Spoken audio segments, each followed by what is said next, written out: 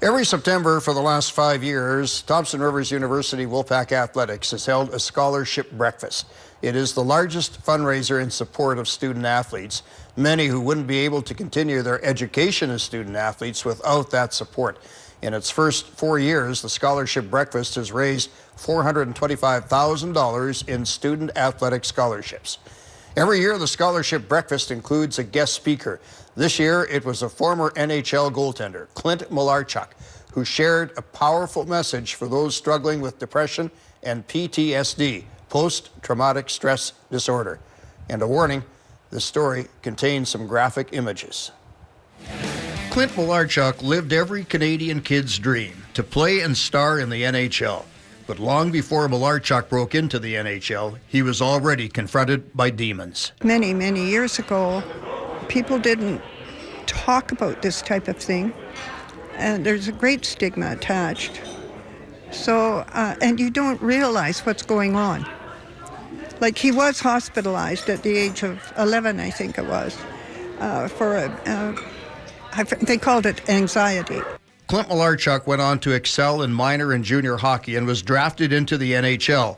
All the time, secretly inside, the demons. Here's the pass, on into the Buffalo zone. Mahar goes to the corner of the pass, and oh, wow! But watch Malarchuk. March 22nd, 1989, life changed for Malarchuk.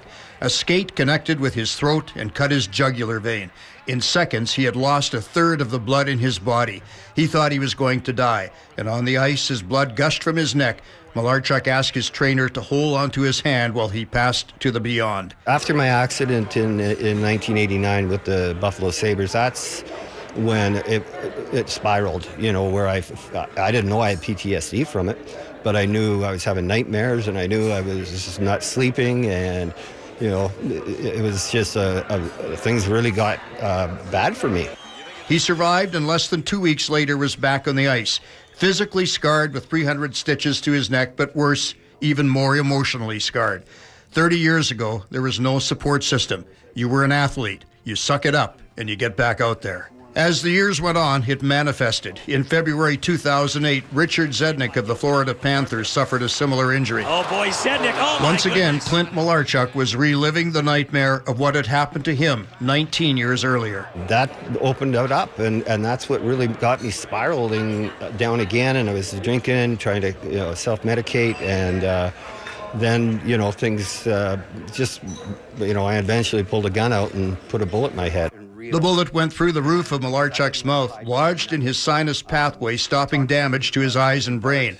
To this day, that bullet remains lodged near his forehead. I always do this slide. Forgive me. I'm not embarrassed. I went through something. God saved me for those that are still suffering. I got a bullet in my head. I should be dead. Clint Malarchuk survived the suicide attempt. Others haven't been as fortunate. Our investigation of documented suicides by hockey players show 4 before 1990. Since 1995, there have been 15. Over half of those former NHL players.